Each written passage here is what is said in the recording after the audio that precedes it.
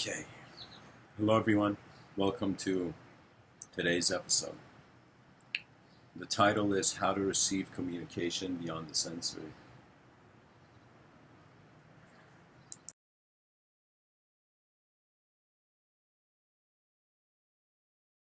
In this episode, I'm going to attempt to try, more than the regular sense of authorization I feel, to speak about how communication can potentially occur even if it is beyond the senses. The interesting thing about talking about beyond the sensory is that we actually have no words for it, and so we are trying to find the blind spots of the language that we use to define the world, and one of those blind spots is an experiential component to the moment. Aldous Huxley has this remarkable quote where he says there are things known and there are things unknown, and in between are the doors of perception. And these doors of perception is where human life awakens to the conditions of its being.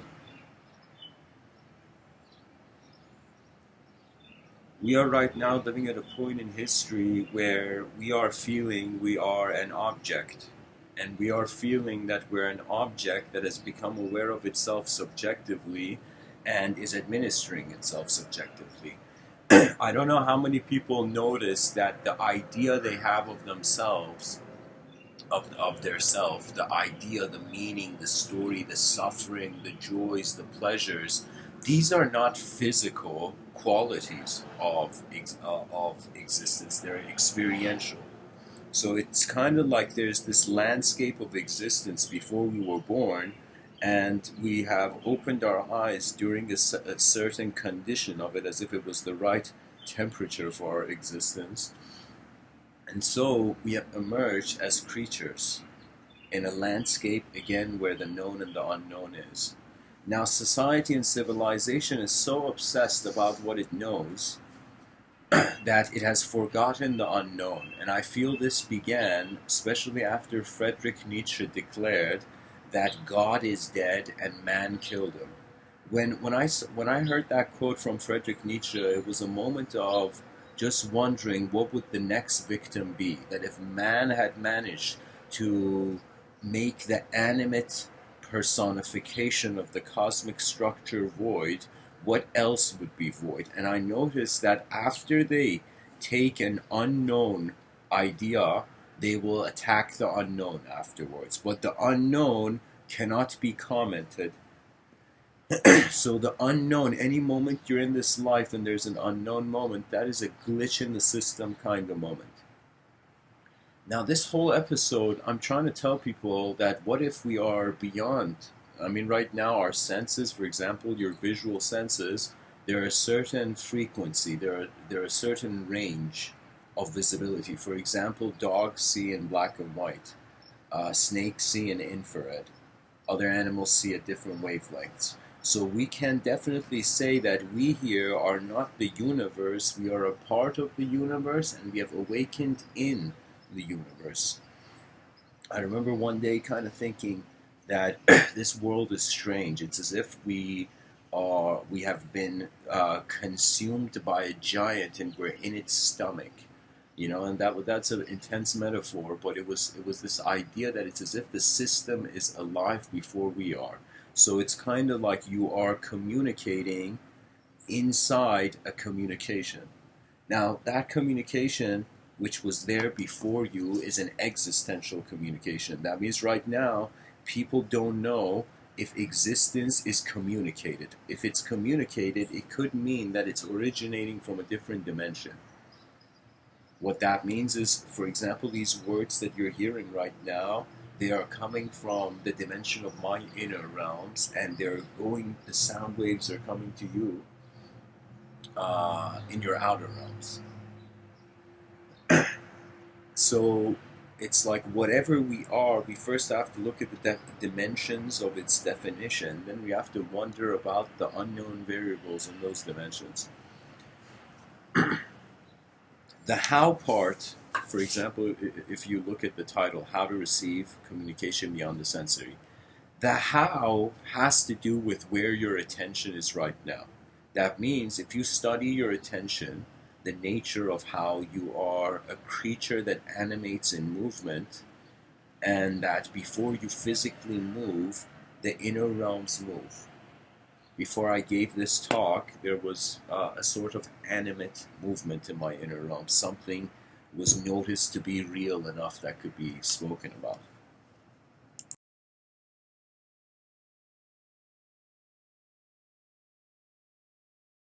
So we open our eyes between the perception of a self projecting the world and between the world projecting the self. When we feel the world is projecting the self is void. When we feel the self is projecting the world is void. That means if you feel that the world is causing your intelligence, you will in some sense see the self as void, and that's what's happened in secular society. Free will has been perceived as an illusion because before there were people, there was a world here. So you can say kind of materialism is a way of not going along with the subjective update.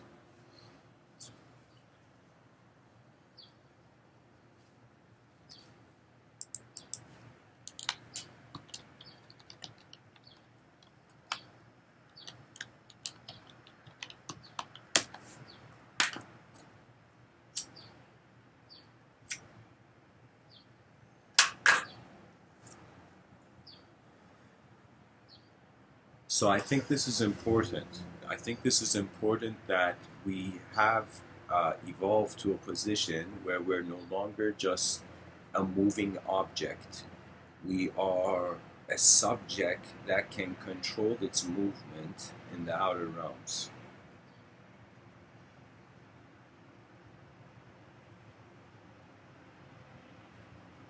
Everything. So Ivan in the chat section, guys, says pragmatic analysis is real. Yeah, everything in the inner realms is kind of pragmatic. You know, reality is not real in one way. I feel reality is real in two states simultaneously. Just like we have two different brain hemispheres, but it's one brain with one frontal lobe activity. Similarly, we have two eyes that we see the same moment. I feel that's the case, that when we feel self is projecting world, we call that experience. When we feel world is projecting uh, self, that is existence. So that's the thing. That's all human ideology is getting divided based on this parameter, based on this principle that either the self is projecting the meaning or the meaning is projected into the self. So what does that mean? That means imagine we are looking at cause and effect, the concept of cause and effect. Now we're wondering which was caused first. For example, the metaphysicist, in some sense, has a consideration of a body beyond perception, beyond sensory perception. That means there's various ways wonder has moved the eyes of man. The winds of evolution have gone between many branches of knowledge. They have flown beyond between many branches of knowledge. What does that mean? That means in every field of an educational endeavor or an academic constitution, it's like at the end of the day, if you're looking at what knowledge is, it is how you are seeing the chessboard placed and then how the pieces in the chessboard are currently moving. Everything I have looked in life, and I have come to a certain range of analysis, but if the person endures, analysis is unending. That means it's like, how can the person know what the purpose of life is while they're still living it? It's like it's like, how could the actor know how good its performance was if it is still performing? Right? That's the kind of situation. We are on like the side of the coin where in front of our eyes. We are objects behind our eyes. The objects that we see in front of our eyes are subjects. And if we cannot discriminate that one is existential and one is experiential, there is a huge chance that if you step in your inner realms, you're going to try to want it to be like your outer realms. And if you step in your outer realms, there could be a chance that you want it to be like your inner realms. So there has been times where I have been in my present and behind my eyes, and I have been present in a way where after some point there was no point of just being presence. You see, the question is not that is there something that is eternal. I mean, energy in a secular context is the closest thing to the word God. For me, I was like, it was kind of strange because I have this general disassociation, massive experiential disassociation with language. So I'm a person who I give myself comfort to speak with words because I no longer see language as the center of truth. Language is an approach to the moment. And that's the divinity of the moment. It is the potential. So if we look at the concept of energy, and we see that energy cannot be created or destroyed, it can only transform, for example, from potential energy to kinetic energy, it kind of feels that we are conscious of the potential energy, and once we are conscious of the potential energy, we have a choice to make it kinetic. You have a choice to kind of just observe something, then write it, speak about it, express it through the various ways your mind has become a medium. After a point, knowledge or creativity, it's not like fishing.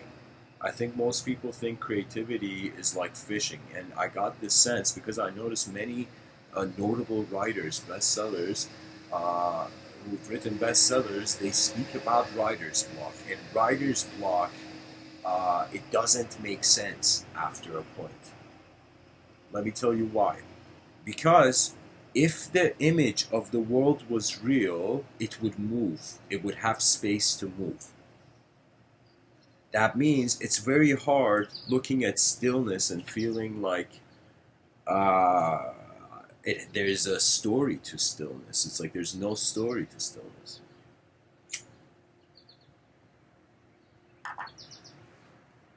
So, guys, Ivan in the chat section says separation of the inner and outer realm is a fallacy that leads to alienation.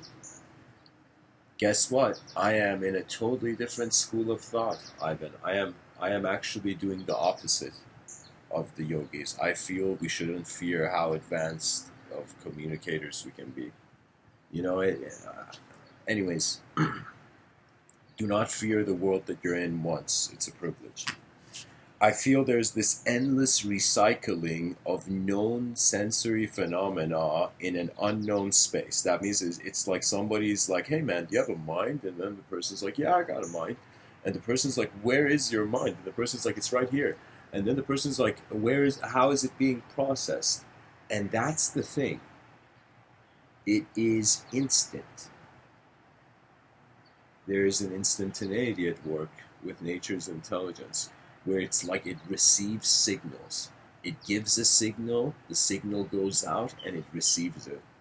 So when your inner realms become like a radar scan, then you can wonder about communication originating from known patterns and unknown patterns. Because anything that we identify as something added to the moment is either the moment dividing up or us realizing there was more to the moment.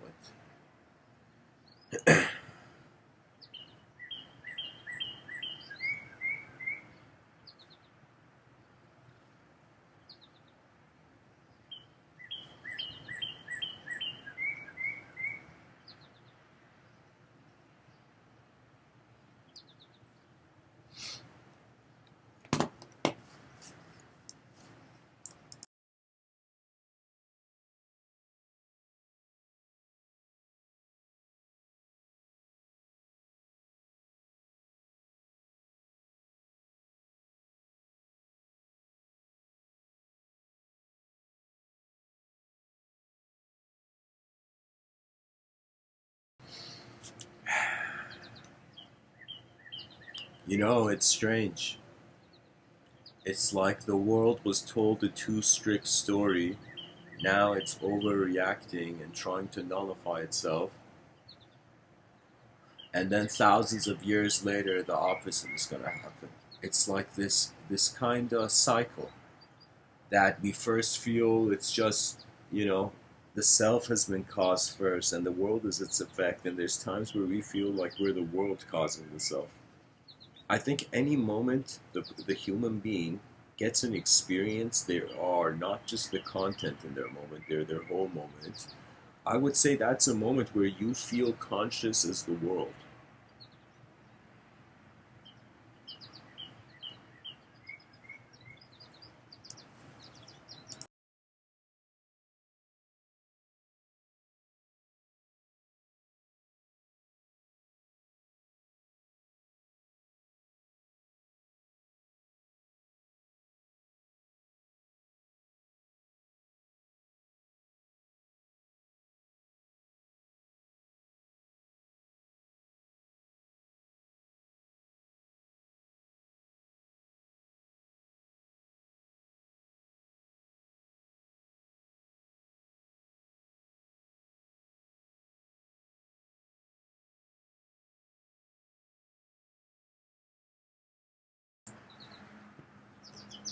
Pretty much, guys, in this episode, I'm going to attempt to share with you how I have felt that I have noticed communication beyond the sensory perception. The challenge is if you feel you're a creature identifying with your senses, any movement of the senses will be an identification of you. So as long as you identify, if you're not an observer of your senses, you cannot observe anything more than the senses. What does that mean? That means you're in a room, you got to step out of that room to notice you weren't in that room, then you can discriminate what is a new room and what was the previous room. And my kind of way I've kind of experienced it, uh, I don't know. What I feel I've experienced a sort of communication beyond the sensory was that when I started paying attention to how the senses were there and kind of noticing as if it's like a hidden script to nature and recognizing that a lot of life is constantly being filtered through individualness. That means it's like when in our experience of existence will there be an inseparability of the experiential component and the existential component. That means when will the person stop thinking that existence and experience are different? And one suggestion is certain yogis have said this, Sadhguru being one of them, where he says it's like most people, their enlightening moment comes after they leave the body. So it's like when the existence part goes away, you're left with raw experience, which is your nature. You know, so it's hilarious when we're on this side of the veil, this side of the coin of reality. In human life, we're all trying to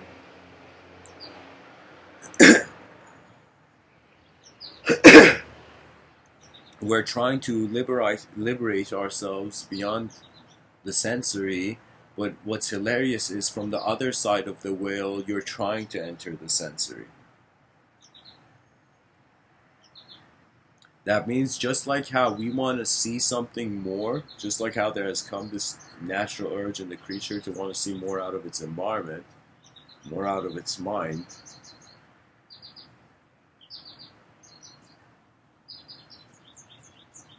I don't know. I think you let the ripples of the pond settle, and as Rumi says, you see the moon and the stars reflected in your being. You find a state of mind you can trust, and you actually care for the search. What does that mean? That means there is a difference of entertaining a narrative of communication and actually experiencing a new communication. You can kind of say if the human being wants to experience something beyond the sensory, there has to be a result in the human experience that the sensory is not acquainted. So what does that mean? That means a new experience is required. What new is how the known becomes aware of the unknown and steps towards it and makes an advancement towards it. So I'm kind of saying, keep the body still,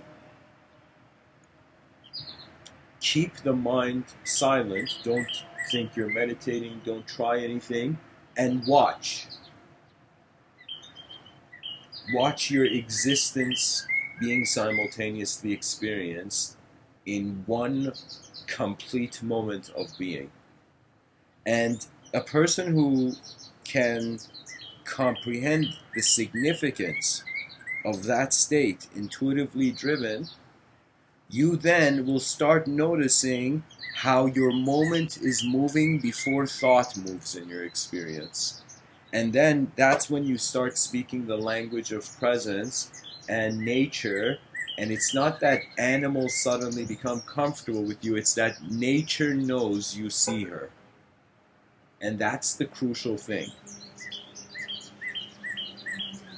That's the crucial thing. There is so much of the world being, you can even say, subjectively experienced that hasn't been put to words.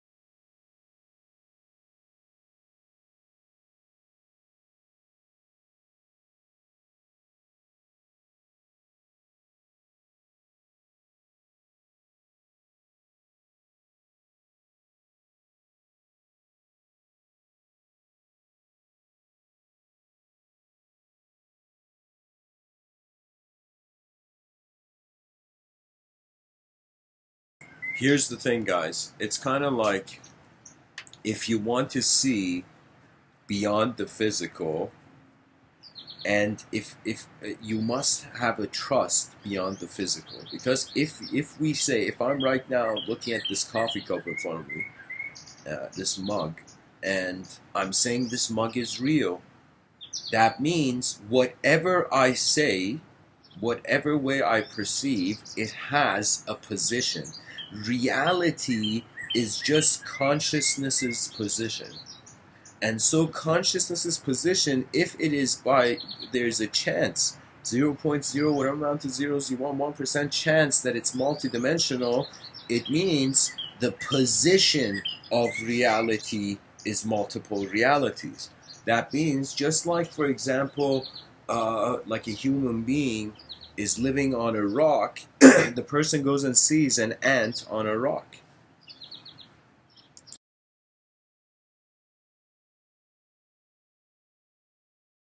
Then it's kind of like wondering, how aware is that ant that the human being is aware that it's on a rock?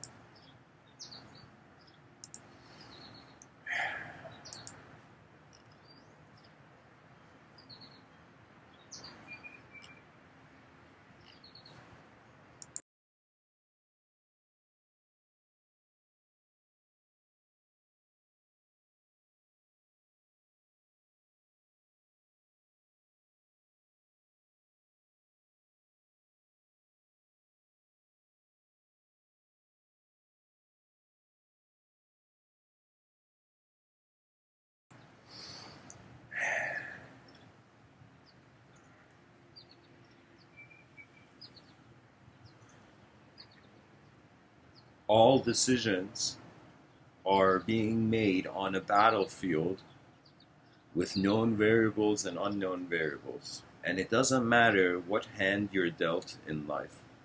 It doesn't matter where you start, how you start, what you went through, what you will go through.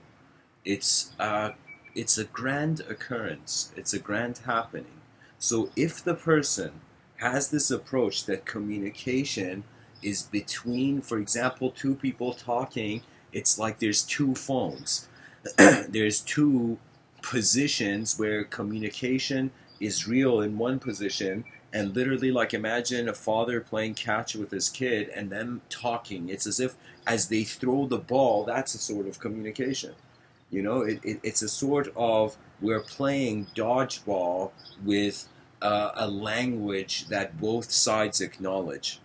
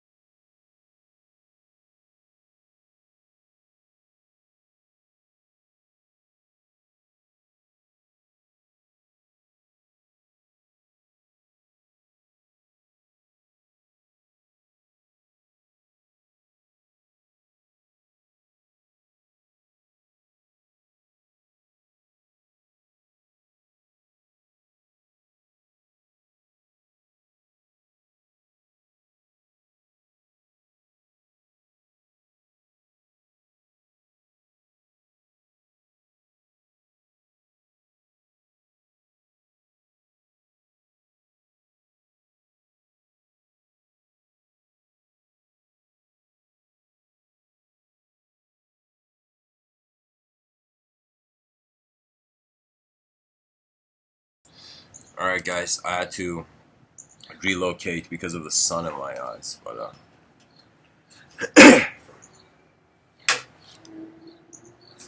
Jesus.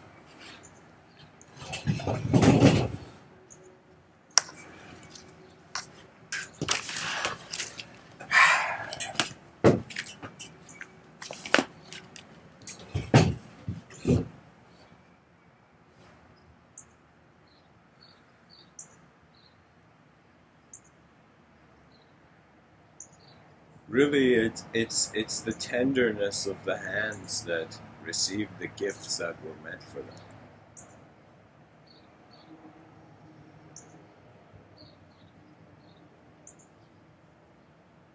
Sometimes your value as a creature can be just dynamic experience.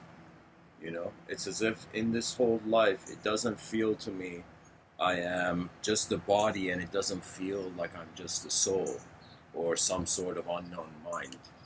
It just feels like an attention is going through something. I feel it's like an attributeless attention traveling through various environments, and now, due to the subjective evolution leading to a sort of mirror effect, Jean Lacan mirror effect, awareness of individualism.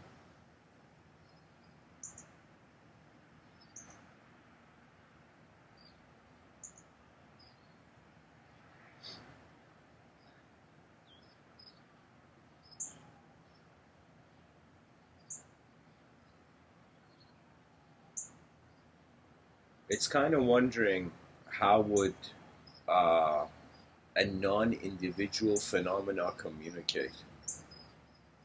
And imagine extraterrestrials don't have bodies. Imagine there are only dimensions. There are no, extraterrestrials. There are just extraterrestrial dimensions where creatures are there. Dimensions that move beyond the human framework of acknowledgement. So I feel sometimes many people, I feel they get experiences maybe throughout the day, maybe whenever, but they get experiences that cannot all be contained we can't identify with everything that happens to us. That means take into consideration again the known variables and unknown variables. So if you are communicating, and whether you are perceiving communication, let's say if you're talking to someone, let's say you're talking to someone who's I don't know, let's say you're talking to your friend, okay, and it's a situation where your eyes perceive their gestures and their facial gestures and whatnot, and their eyes and their physicality, but simultaneously you're also acknowledging a deeper component. That means it's like people don't treat their friends like statues, and it's kind of like true friendship is when you can, when uh, when raw souls hang out.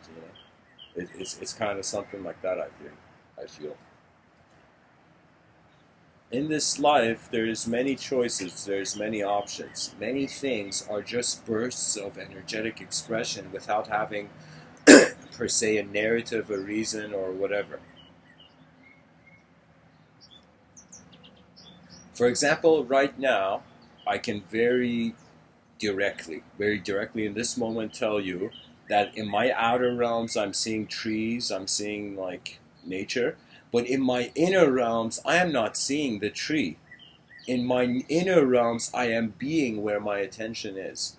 And when you can get acquainted to the nature of your attention, how your some phenomenology of attention prior to your creaturehood, then I think it's not that you it's like you become able to receive more because you see more.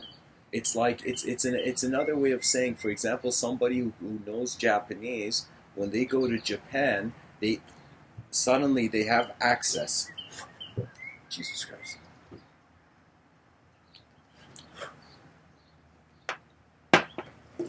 Sorry guys, there's this bee. Oh my god. I started talking about being, guys, and bees showed up. But it could be my coffee too. I don't know.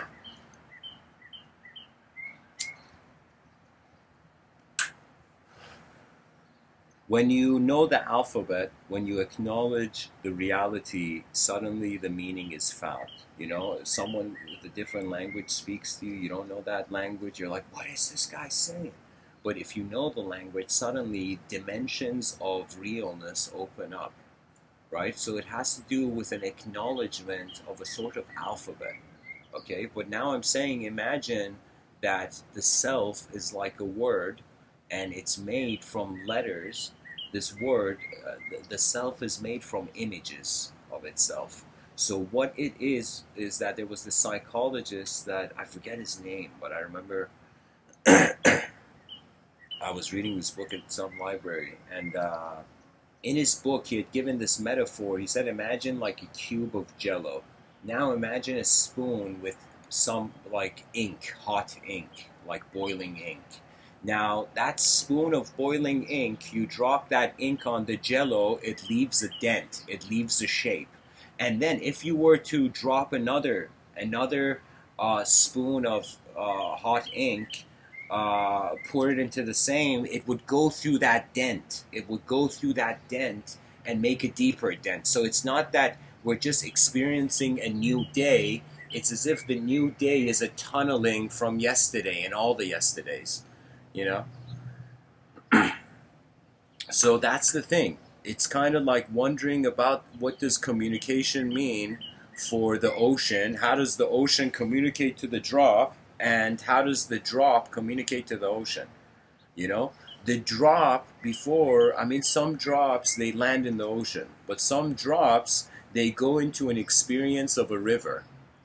That means individual consciousness. I mean, that's why I feel kind of we're in the same species, but we're each different. It's as if we're kind of like clones in biological appearance, but we're not clones. Every person's DNA is different, but it's all like the human species.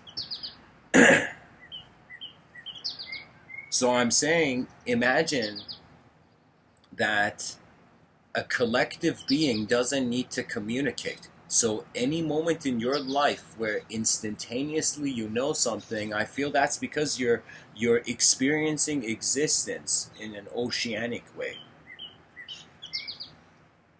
So that's the thing. There's many moments when I've been giving these talks where the idea of myself has been a phenomena in my inner realms, just like everything else I'm saying. It's like where these words are coming from, this is also where the idea of self is coming from. Isn't it fascinating that behind our eyes the world turns in accordance to our will, to our attention? I feel we are the presence of a spacious attention. I feel that we have never been inside the moment. We are like in a sphere and we think we're in the sphere, and then we realize we are the sphere. And there's no poking your head outside of the sphere. It's just a recognition that any sort of complexity reaching a peak of evolution has to resort to the simplicity of either its same dimension or a new dimension.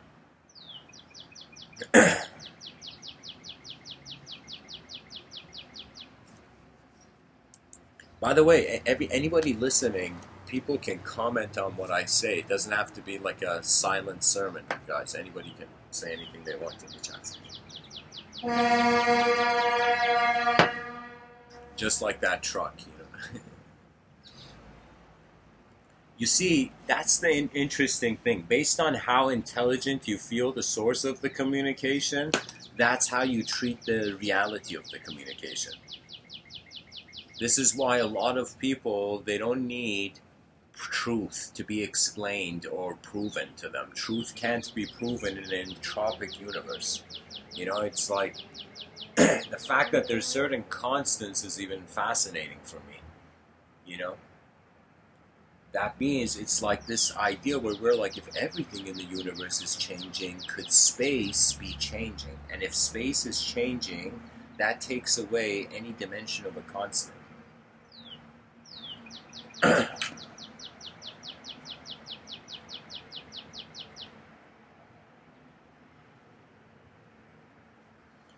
So, I don't know. When you look at the shaman had a totally different communication. The shaman wasn't a person talking to an invisible person in another dimension, even though they would say the ancestors. The shaman was realizing that it was accessing the memory of the moment. That means you guys might feel that the human being is just limited to the storehouse of information that it's exposed to from the beginning of its birth in this life. But I'm telling you, when you identify as your whole moment of being, there is no classification. So somebody said, imagine the guy went to, I don't know, like I remember, here, I'll say an example. In psychology, there's something called the fragmentation of the psyche. And what does that mean? It means that the sense of self is not centered in one moment of space and image of time. Do you see? It's not. It's like in this moment, the person is either being multiple selves right now, or the person is being a singular self, or the person is being nothing at all. We say it can't be nothing because there's something here, so this takes away nihilism. Nihilism and solipsism go out of the door, you know? That means, and simulation theory also. These all go out the door. Then, after we've studied nothing, we come to entertain communication as if it was all singular. So if it was a singular dimension, it would also not make sense. An ocean doesn't need to communicate. It's just being an ocean, you know? It's like after a point, human beings, they don't have thoughts, they don't have ideas, they are just human beings.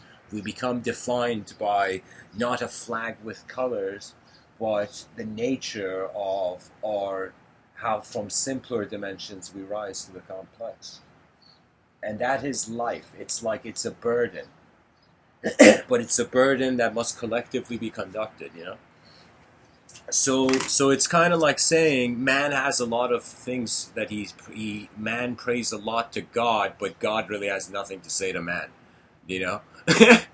Even it's like even if there was a creator, you know, I project this idea that let's imagine a person, you know, they suddenly found an audience with the divine mystery of the creation of the universe, and the creator of the universe was like, "What is it, man? What do you want, man?" And man looked at the creator of the universe, imagine, and man said, "God, why is all this here? Why?"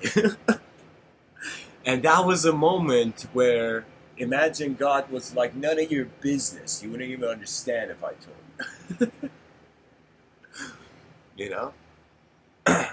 That's the interesting thing, that after some point all ideological systems in a changing in reality break. Everything comes to the void, only to, like the phoenix, to be resurrected. I think the phoenix, like for example in Persian mythology, the concept of the phoenix is depicted as this symbol of wisdom, and the reason it was a symbol of wisdom because the phoenix experienced 3 apocalypses, and the phoenix was the testament of immortality.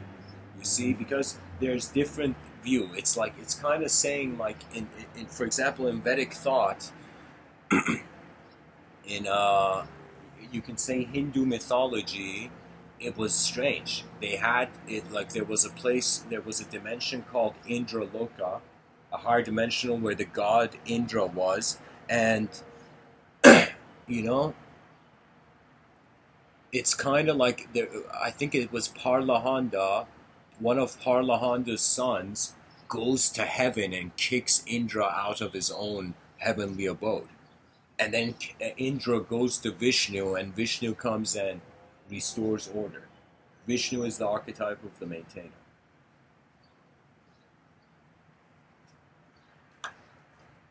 It's kind of asking, like, how much of life is happening before we do anything, and how much of life is happening because we're doing something. And that's atmosphere and questioning of mind is very crucial, really.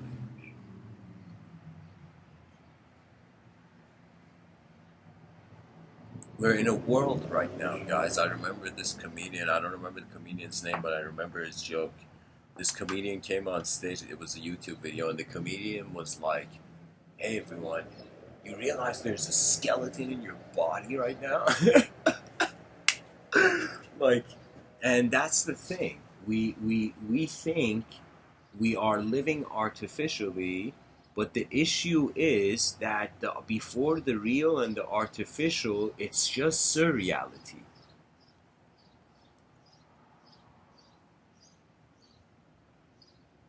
And surreality is like the unexpected angle to what is real. That means right now, I'm looking at this tree, and this tree is just being some sort of manifest phenomena. It's just existing.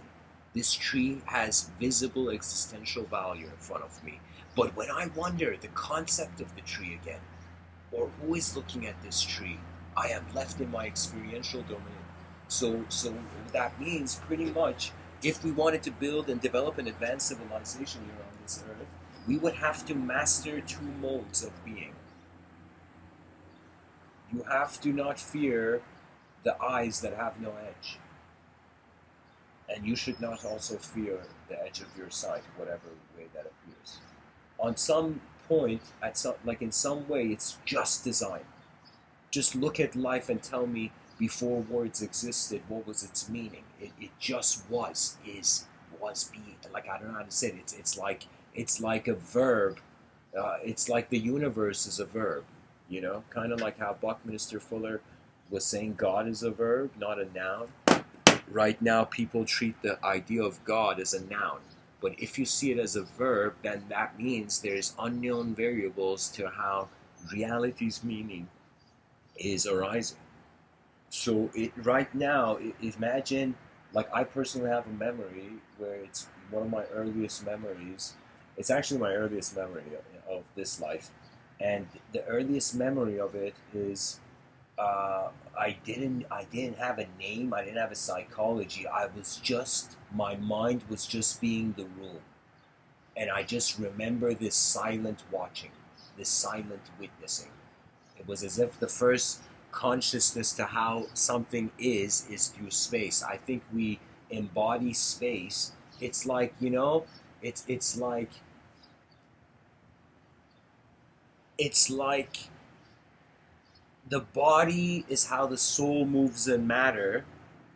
The mind is how the soul moves in space. And I'm suggesting that before we're born, we are the space of our mind. I wouldn't be surprised if uh, humanity is free will is an illusion, not because human existence is conditional. Free will is an illusion because evolution will always make the past feel like a dream for the future. It was like sometimes when I remember my memories, it's like I'm being revisited by a dream. It's as if it's like a dream. It's like a daydream, you know. So the fact that we can even daydream suggests there's more multidimensionality. So the question is, how would you communicate as an object in front of your eyes, and how would you communicate as a subject behind your eyes?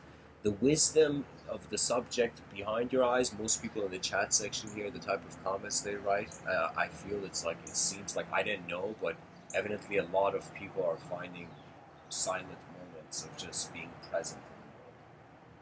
These silent moments are valuable because they allow you to be conscious of space, your life as the whole space of the moment, because that's what awareness is. I mean, think about it. Is the mind an object? The mind, not the brain. The brain is objective.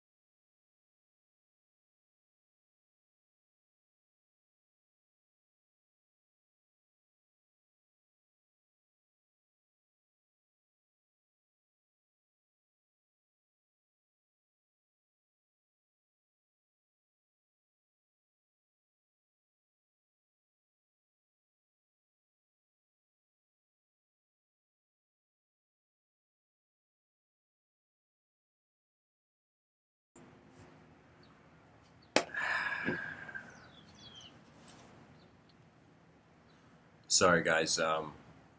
Just bear with how the talk flows. Pretty much, if you want to communicate with an object, there requires an effort where movement is real to the person. So sometimes it's kind of like a good general advice every human being can kind of consider is that observe before you act, but notice how observance is not an objective phenomenon.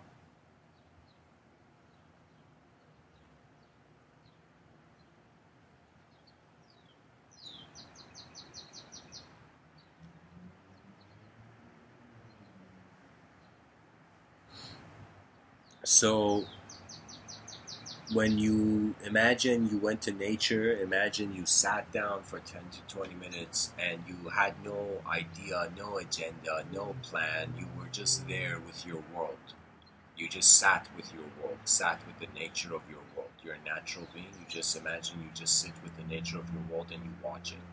And after a while, a lot of questions roam the mind. It's as if the mind is like this battlefield, and it's like many battles happen.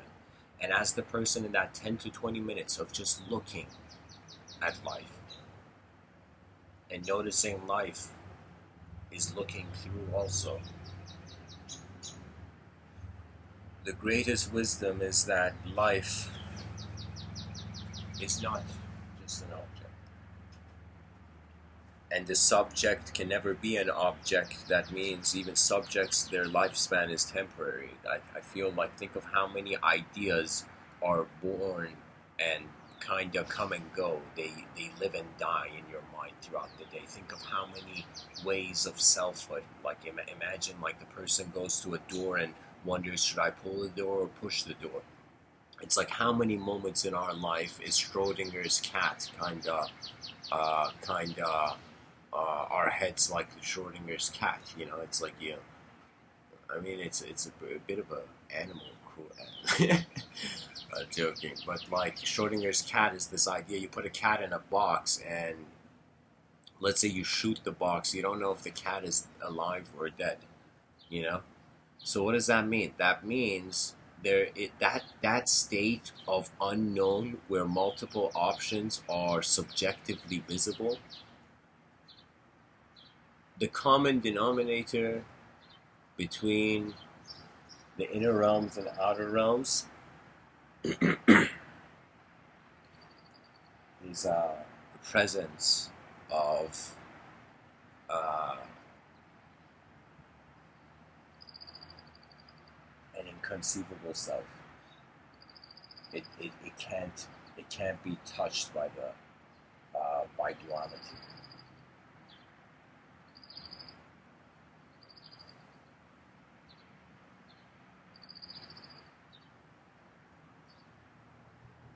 You know, something interesting, I was listening to this lecture on behavioral evolution. And the lecture was interesting because the lecture was saying that there's some birds that the bird goes and finds like some food, and the bird goes and hides the food and comes at a later time and eats the food. Like, I mean, just like how human beings use refrigerators, you know, storage systems. Similarly, it's like some birds, evidently, they hide their food. Now, if the bird, while hiding its food, suddenly feels another bird has seen it hide its food, then in some sense, the bird takes the food and goes somewhere else to hide it. That means the bird is conscious of not only its own individualism, but that there's the individualism of another bird that can come and steal its food. That means even birds are keeping an eye on their assets, you know? So what does that mean?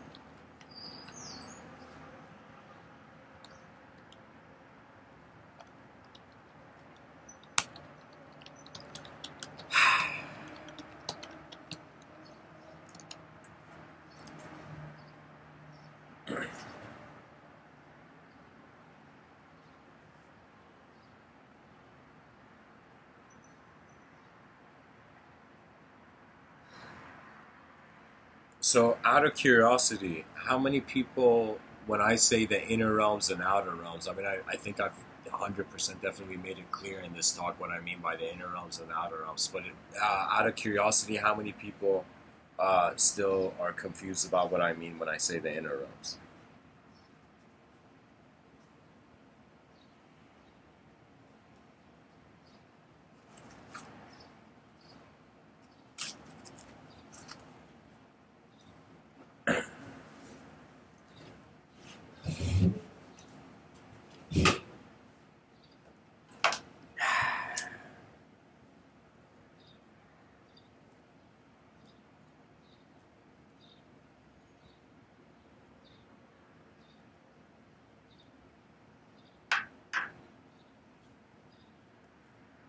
You know, it's kind of like if we look at it from the viewpoint of the world, everything's happening at once. If we look at it from the viewpoint of the human being, things are happening sequentially. If we look at it from the viewpoint of space, nothing's ever happened. Space is so relaxed, guys, it has done nothing.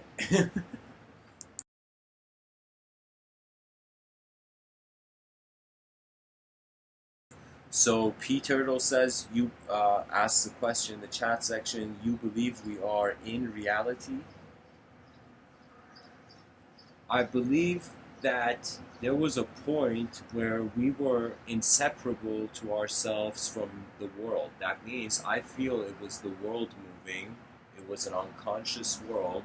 Then an unconscious self arose. An objective format came into position. The objective evolution for Mr. Within is how we suddenly, there was the design of creaturehood. And then from the unconscious self, we went to the conscious self. The conscious self is the subjective evolution, and that's when the word in came into relevance. There was a point where there was no world and there was no us. We were not individually conscious. So you're only in reality if there is something to be in something.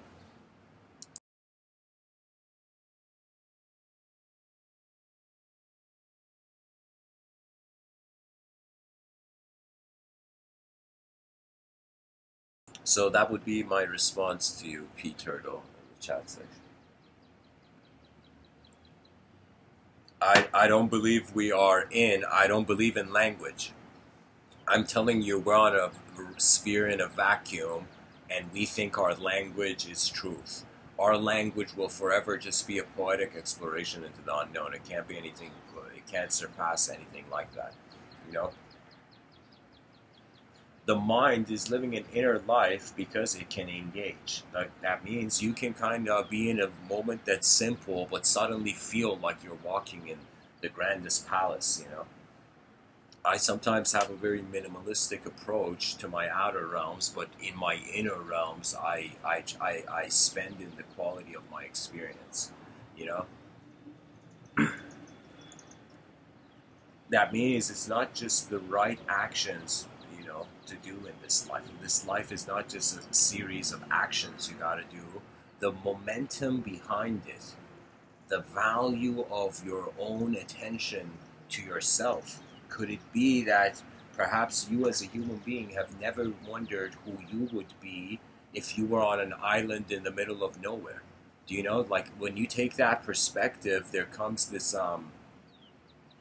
view that surpasses language. You got to go with your own rhythm.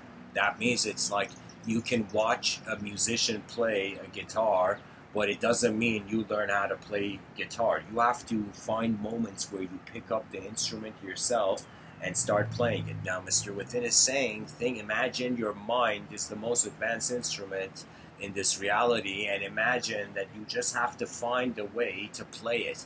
And it doesn't mean that people can know what only your eyes can see. So I'm saying that it's pretty much the whole discussion that when reality becomes non-local, it becomes unspeakable because it's literally nowhere to talk about. So I feel the moment that, for example, we transition out of this physical existence, I don't think you are in reality at that point. I feel you are reality. And if you can realize you are reality and not just in it before you are no longer in reality, then that's kind of what they would say Maha Samadhi. What does that mean? That means you're conscious of the life of the world. So think of human existence as an opportunity to, uh, it's like we're given the best of both worlds. We are given an outer realms where we can co-create, and we're given an inner realm which is our own private cabin, our own private room.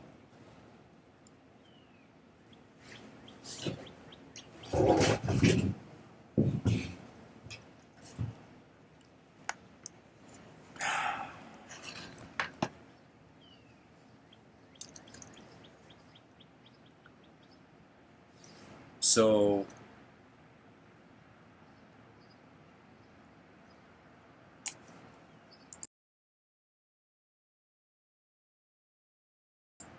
just to have given a simple answer to the title, how to receive communication beyond the sensory, first things first, you observe what is happening. You have to eventually declare a point of stability. That means I do this. That means before I give the talk, I just acknowledge the moment in a way where I just let it go and it doesn't matter what happens. It's like that's the thing about trusting the freedom of the world. It's like people think that they have to give freedom. Freedom is never something that can be given. It's something that can only be remembered, because the nature of the human being from silence enters a world where sounds and language become all relevant. And so it's as if, what would the question be if there never was a person? Do you see? It's like, why would the concept enlightenment exist if the light was in all of our eyes? And that's the thing. And that's the only thing that kind of made me care for mysticism. And I'll be honest, it is the explorer's spirit that must be preserved. It's a pillar of civilization. That means whoever you are, if you want to know what's going to help human beings advance, it's them feeling an authorization to go with their mind, and your mind gives you feedback. So when I say how to receive communication beyond the sensory, your mind is beyond the sensory processing of the senses. Okay? So this beyond sensory processing of the senses is feedback. And eventually you gotta learn to speak the language of your mind, and suddenly reality gains a certain clarity. The yogis were kind of advised, certain yogic schools, they advise the person that there's no teaching, you just have to remember your divine memory. You need to have a divine remembrance. You need to remember your universal memory. And when the person remembers their universal memory, it's literally like Tony Stark stepping out of the Iron Man suit. It doesn't mean you have the ability of the Iron Man suit. It just means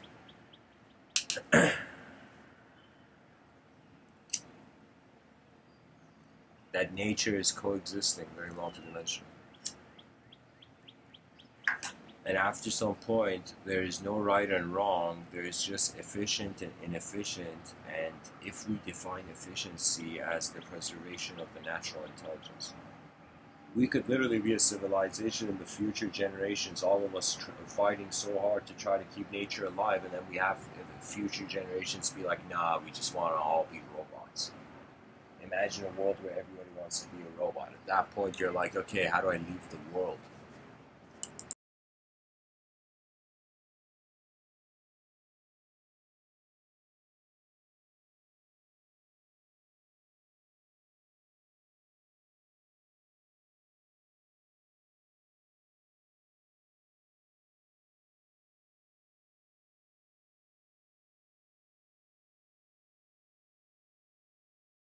Pretty much all knowledge is studying how the world is being the self and how the self is being the world. And I've just simply defined these two as separate dimensions, kind of like as if you see a multiplayer video game, for example. um, the person behind the screen is not the character in the game. And so if life appears as a simulated game, you're going to endlessly, that's kind of like the secular metaphysics that it's just inevitable. You can't just stare at matter for eons and not wonder of greater dimensions. That means it's kind of like I found it kind of, I don't know. I mean, it's all language. Language is the most important thing to study in this life, which eventually language will become a mirror of how your attention is present to itself. And it's an acquaintance. It's like you can't teach horse riding. The person has to go feel out the moment, uh, see how calm the creature is, see how comfortable the creature is, and see if there's a bond, if the person can communicate or something.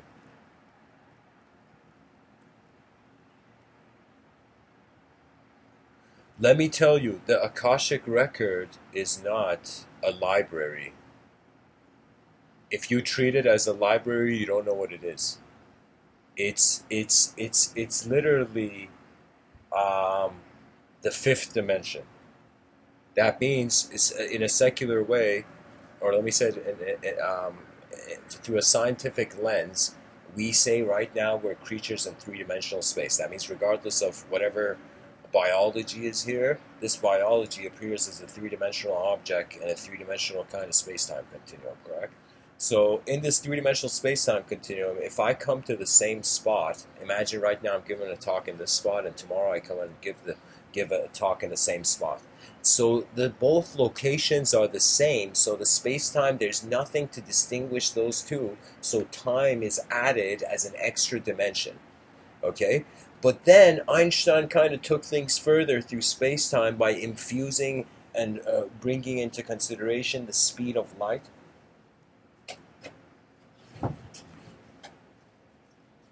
And how the experience of time is different. So if that's till the scientific lens, the fourth dimension I've accurately explained to you. Now the fifth dimension, this is where I take a different crossroad in my own speculations on reality. And I say that the fifth dimension is where you can notice something additional that separates two different times. Now, because that is so unfathomable for a creature in time to separate time, to observe two different times, it's kind of like that moment where the person thinks they remembered their past life or some Akashic memory or something. It's like, is there two senses? Two? Is there? It's like, is a memory having a memory inside it? Do you see? So I'm saying that the fifth dimension would be an observance of time. Okay? It would be an observance of time. It would be an observance of time in a way where there is something being acknowledged that's witnessing time. And because we as creatures, we're kind of going forth and we don't know, I'll tell you this. I feel Terence McKenna kind of shared his angle on it. He said if you move at the speed of light, and it's like when you move at the speed of light, time stops. So when you experience that timeless, let's say, yogic witnessing moment, that's kind of like as if you are time. It's like time has stopped, you know. So it's like, is the timeless the speed of light? Do you know what I mean? So is it that if we were creatures that could just move at the speed of light, we'd be timeless?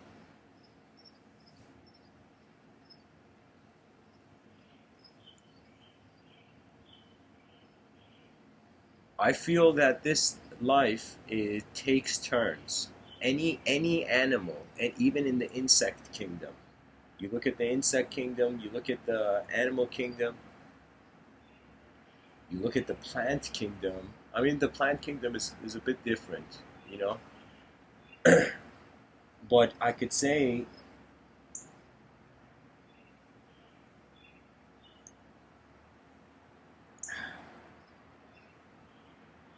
the creature engages the environment.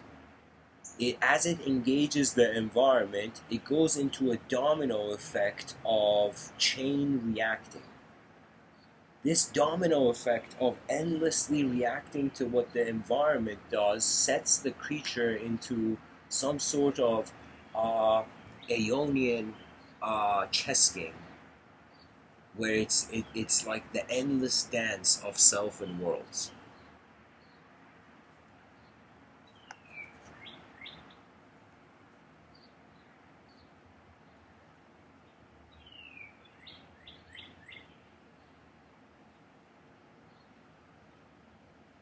Do you mean third dimension sensory outputs, Peter?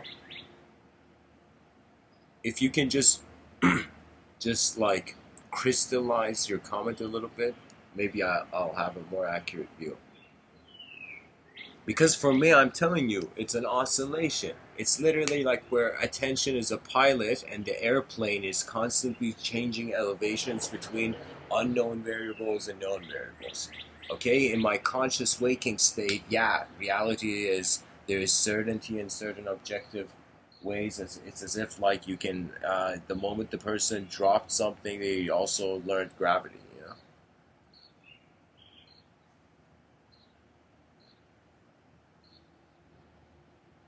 So guys, P Turtle says consciousness experiences time as it is in all dimensions. So I think the word consciousness refers to form. So I think you mean awareness. Awareness is not form oriented. You're conscious because you're in an individual mode. P Turtle says your eyes are an input, your ears are an input, your senses are... Yes, they're all inputs, but simultaneously, before they were inputted, there was an output. So it's this endless input-output game. Do you see? It's this constant known senses being recycled into unknown space. And then becoming known again, censored. It's as if like here's a riddle. How does here's a playful here's a playful riddle. It's like how does how does an eternal being breathe?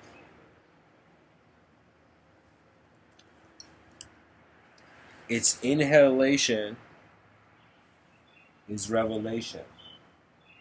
Its exhalation is prophecy.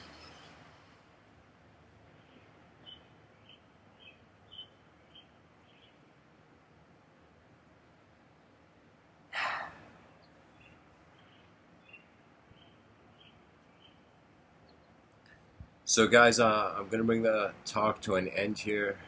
Thanks for tuning in. I'm gonna open it up to Q&A, and if there's no further questions, I'll end off. So thanks for listening. And really, just to conclude the whole thing, I'm just saying you are eyes that have opened to a world, and it's as if the processing of the intelligence behind your eyes is through the sense of self, as if like the center of gravity in front of your eyes is, let's say, like the core of the earth is having an influence, and let's say the center of your attention, the center of gravity for your attention is the subjective self, is your ego, how you're being a self in the world. So I'm just saying, let the water settle, let life move, and observe it, and trust it, and your mind will befriend you. And when your mind becomes your ally, then your past only becomes a toolbox, and the future becomes where the excitement always was. So it's like after we bring the whole world to here and now oneness, we're like, all right, we experienced oneness. Now time to build the advanced civilization. Build civilization 2.0. Just like a company is, its value is based on its members, the value of our civilization is based on human interaction. on an inner level with the idea of what an advanced civilization means, and on an outer level, how to even go about bringing it. You know? That means how can we create a civilization where we have 8 billion human beings endlessly creating inventions every day? And what I mean by inventions, I mean this massive exploration where it's like the honor of the species and how far it will keep walking. It doesn't get forgotten, you know. So, anyways, guys, this is Q&A is open. I'm probably going to be around for like 10 minutes, so anybody has a question to ask, and I'll respond. Thanks for tuning in.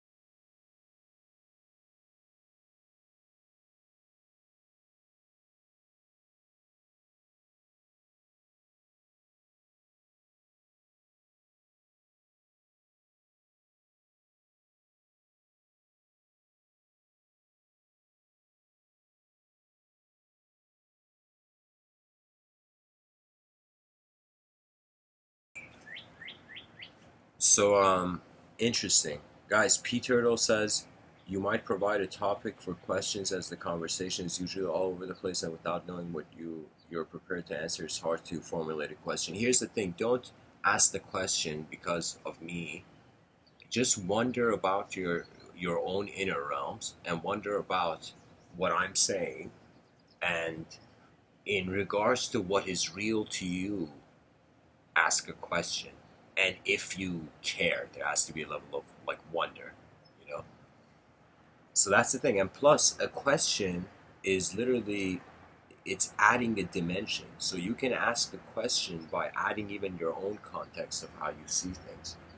You know, you can share me how the question of your inner realms, for example. And by the way, any questions, if you write it in the chat section, everybody in the chat section can also answer.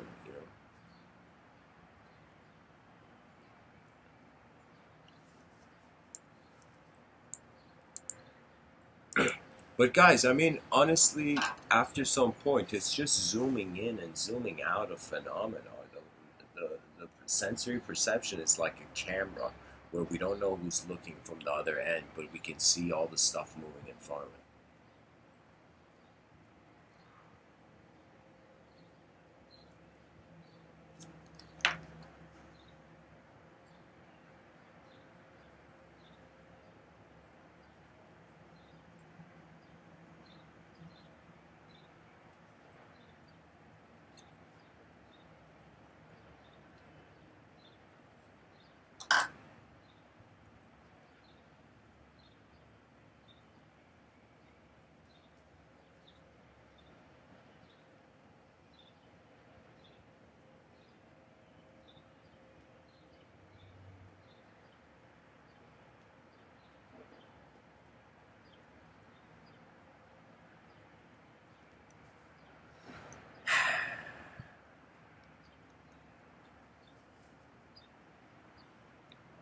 Okay, the topic is the title, guys. The topic is the title.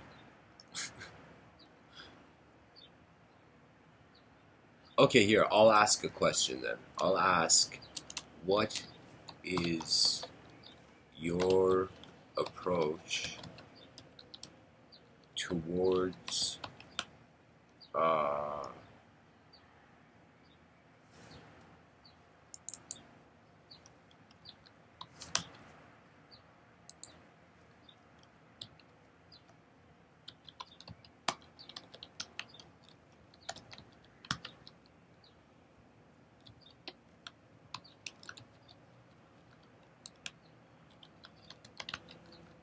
there we go. This is a good question. Guys, that's the question I would ask. So if people don't have questions, they can maybe they have answers. So you can attempt answering this question. Okay, so more questions are coming. William Thurman, do we really experience really? I mean, I can say really, really, but not really.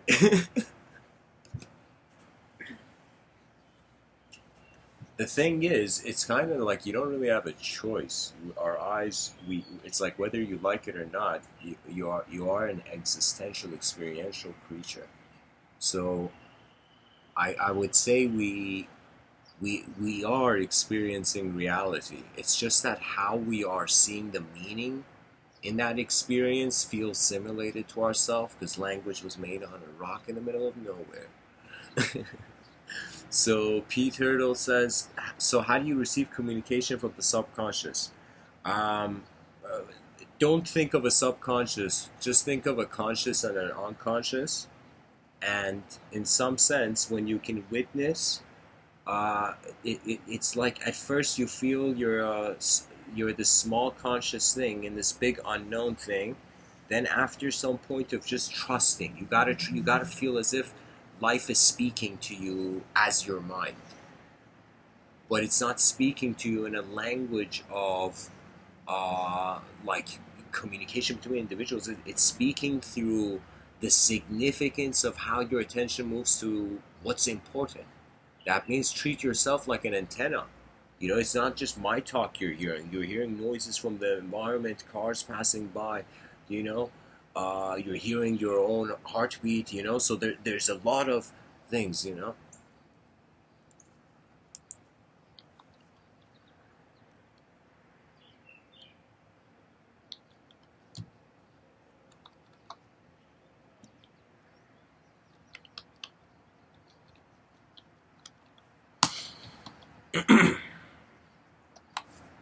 Guys, if you want to say, here's the thing. Either we have hands that can hold, that can open the doors of higher dimensions, or we don't have the hands. If you take the approach that you don't have the hands, that means you doubt any deviation from your certainty makes you feel it's not real. So I would say that I mean I don't personally think the subconscious. The whole point of it is that the unconscious, there is literally you're not aware of the unconscious. The consciousness is where is your starting point, and the subconscious is what the conscious is. It's certain ways the unconscious. I think that your subconscious mind is how the unconscious moves the conscious. Right now, it's like the explorer, the traveler, feels like it's an individual exploring a world, but I'm saying the world is also exploring the individual.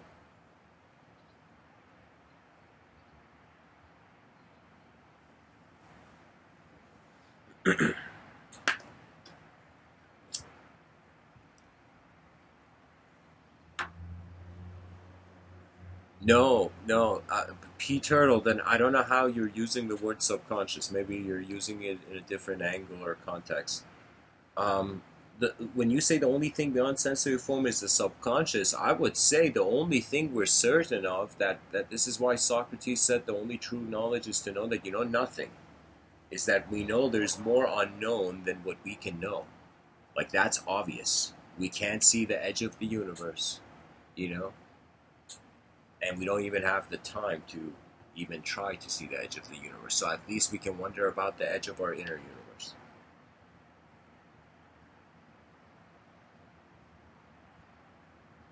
So guys, great questions. Keep them coming.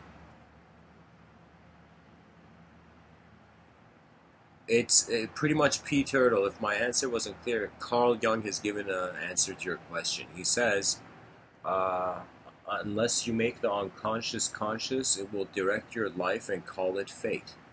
You know, so you have two options: either running after the reward, running after heaven, or another approach is trying to get out of hell.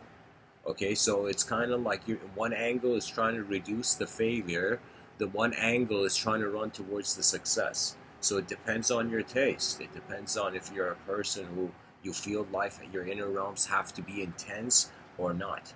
You know, for me, it's like the moment I realized there's something more than the sensory, I gained this strange comfort. This comfort that it's like there never was a problem to life. It was just happening. And it's like there's nothing wrong with that, you know.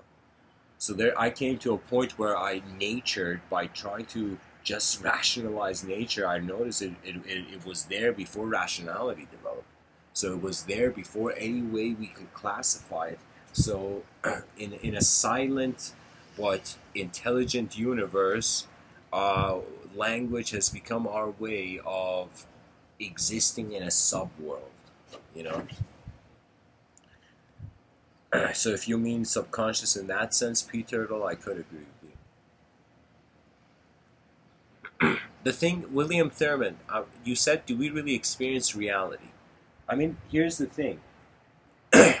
What else could you experience other than reality? That means even if you think life is an illusion, how are you aware? How is the illusion being experienced?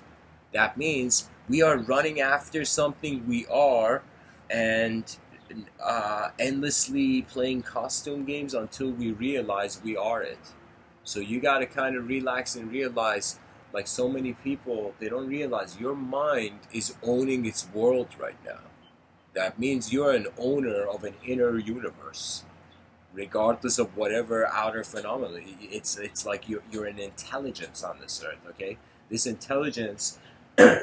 It used to be defined by the ecosystem only. The ecosystem was its limits of imagination. What does that mean? That means that moment where the mountain lion came out of the cave and noticed that National Geographic, like nature photographer, that was a mind-blowing moment for that animal. That animal was like, what is this? What is this? Do you know? So it was as if the imagination of the beast in nature was limited to nature.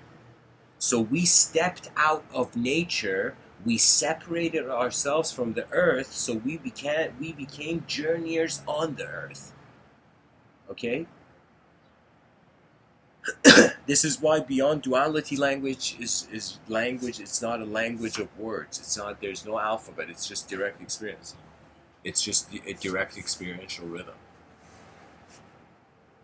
That means don't be surprised if one day you heard a symphony of a cosmic magnitude.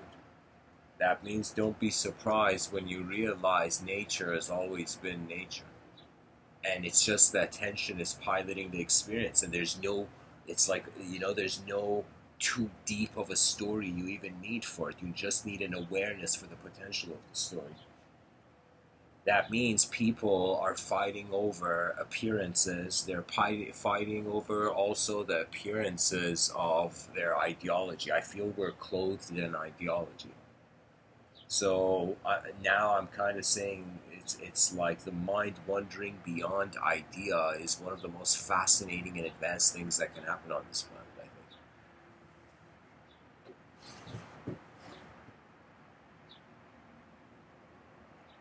I don't own a perspective.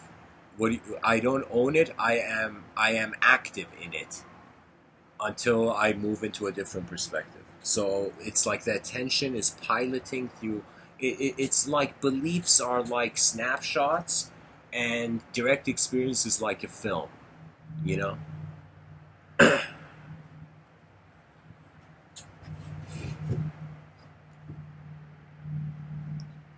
P Turtle says, "What do you get when you compare perspectives? You just get insight of how other worlds have emerged." That's the value of sharing our inner realms. We just see what's out there, or what's in there poetically, behind our eyes.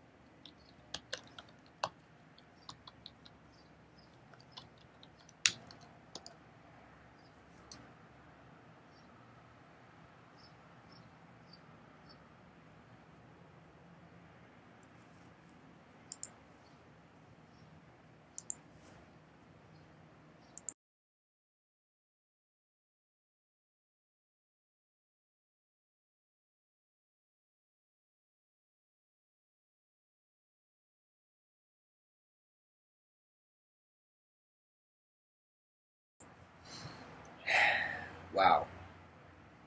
So P Turtle, guys, has asked a question which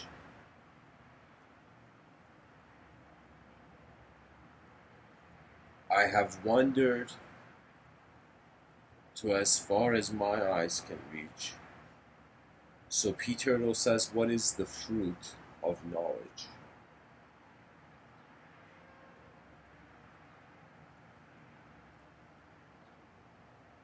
Acceptance of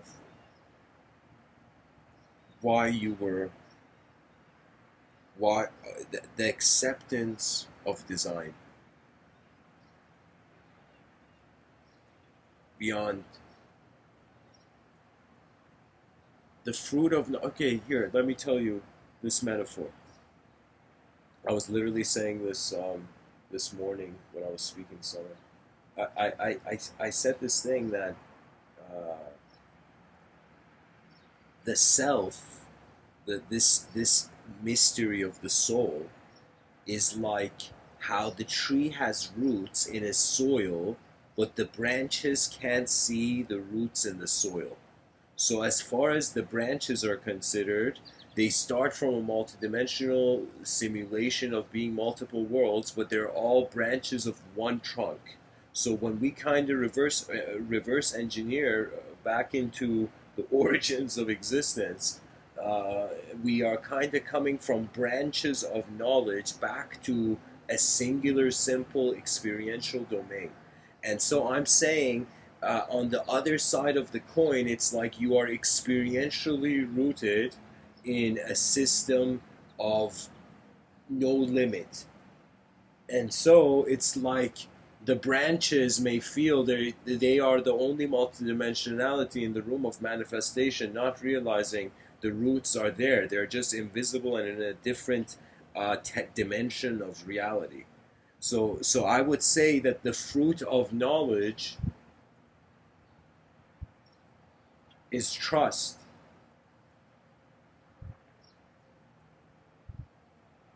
It's trust.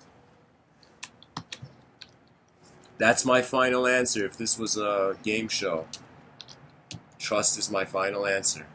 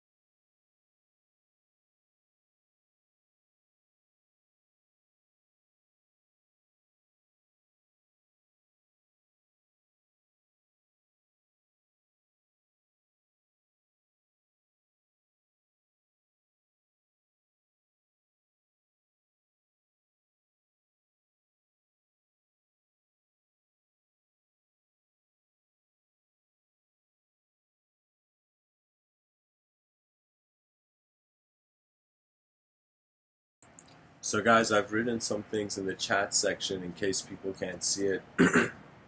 I've written that in regards to the comment on the reptilian brain and just the reactive impulse in the animal.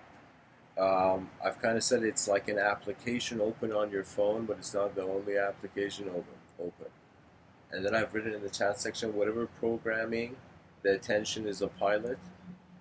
Novelty is a movement of attention beyond the familiar pattern. So that's a great point to reach. That after some point, how do we define the free will when we have seen so much a depth to it, when we have moved beyond it? You know, it's like the inner life also has a preference, regardless of how the outer life appears. So I say it's trying to attain a yin yang balance between your inner and outer life. That means whenever you look at objective phenomena, you need a consciousness in the room. Whenever you look at consciousness, you need an object to have something to be conscious. So they are. It's like a yin yang infusion. It's the dual. It's the nature of the polar mind, the dualistic mind. That means just when you look at it, I'm telling you, all psychology on this planet is literally, you could just see it. Let me tell you what, I don't know what we should call it. Like, we should call it,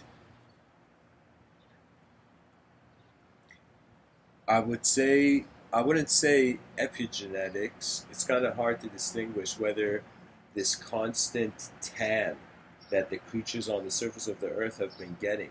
That means, think of it this way. One thing that we and all our ancestors have in common is that we've endlessly experienced the light in the room being on, off, night, day, night, day, night, day.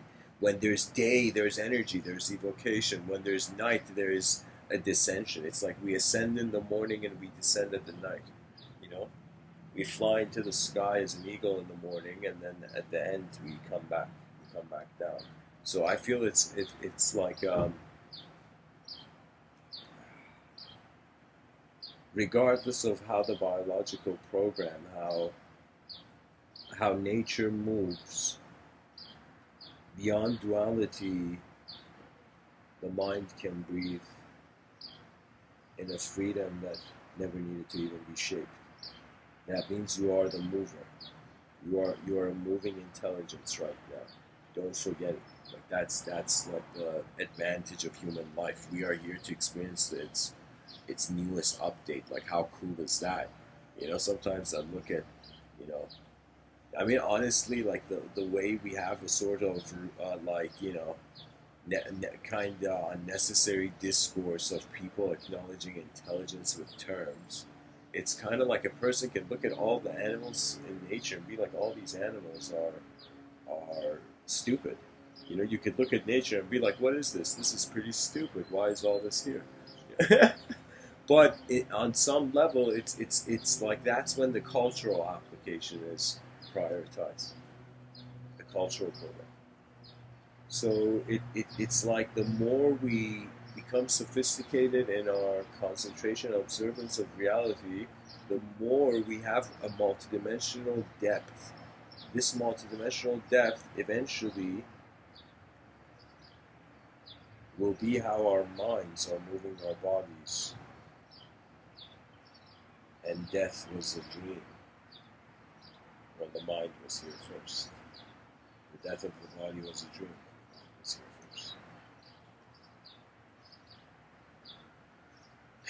here first. So William Thurman asks one of the most deepest questions, philosophically deepest questions I've ever heard. William says, do I eat the pizza or the salad? The answer is, if you're hungry, you eat both. Because salad, probably you gotta eat it 100%, because it's like, unless, I don't know, you want unfresh vegetables, I don't know. So the question is, you eat the salad, it's like, how much of the pizza can you eat after you've ate the salad? You know? That's the question, William.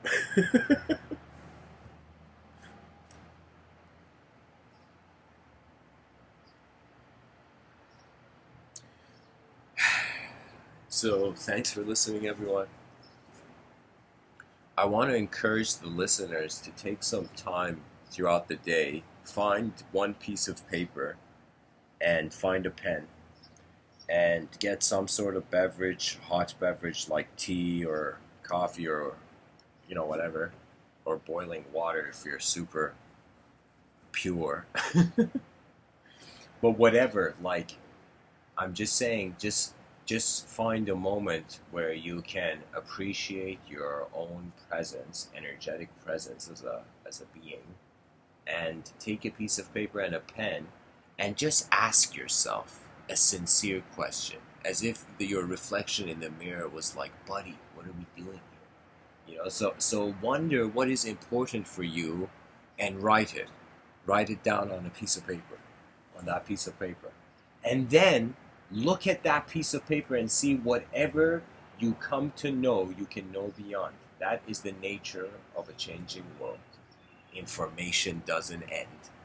It endlessly is recycled through new patterns. That means energy is speaking a geometrical language, and a geometrical inner realm is leading towards our objective language. I feel it's one day we're going to open our eyes and we're going to be like, was it all geometry? It could be,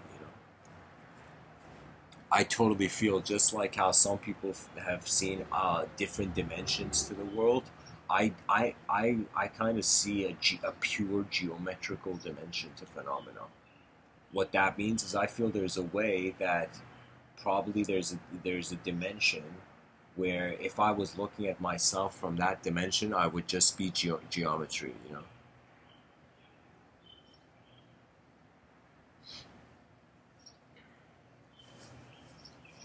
So, guys, why do you need wisdom?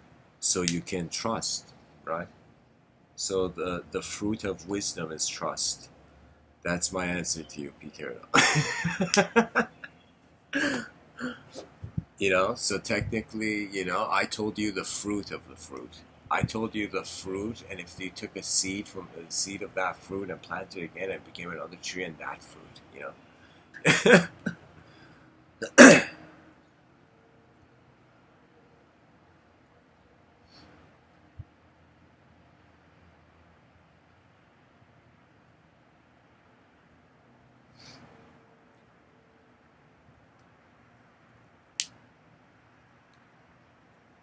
I think it's just every person is seeing a world, is perceiving some landscape.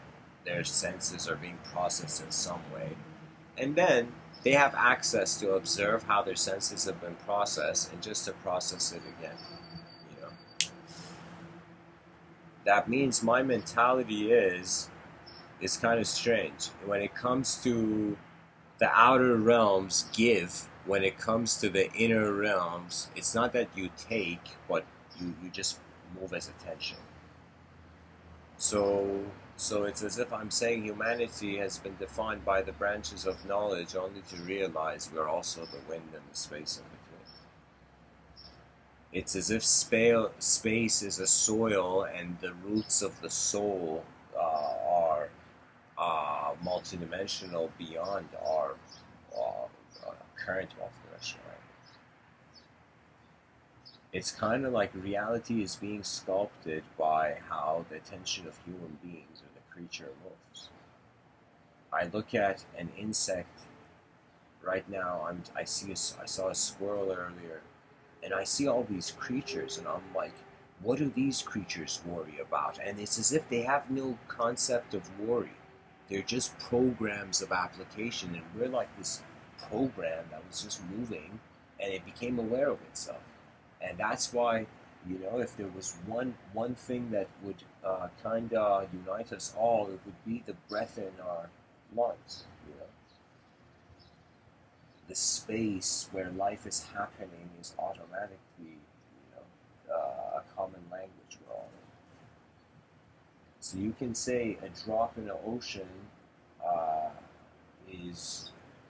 has become the drop of a greater ocean.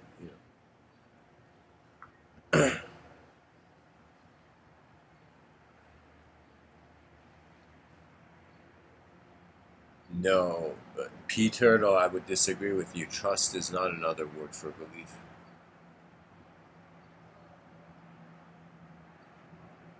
You can belief has to do with you wondering about something before experiencing it. But trust is in every moment of experience. That means trust is relevant to experience. Belief is like there's somebody coming up to you and telling you there's a giant purple elephant behind your back. And you haven't cared to turn around, so you are believing or disbelieving. Do you see what I'm saying? Beliefs are just snapshots of films of life's more kind of there's an inner cinematic language that we're simultaneously being as we're making decisions in this world. We have to acknowledge this. If we don't, I don't know. I don't know what kind of civilization we're building here.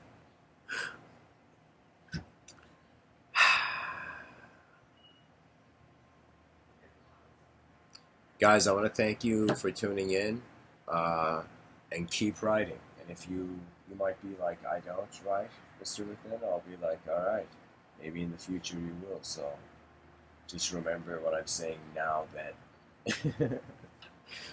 Blessings, guys. Take care.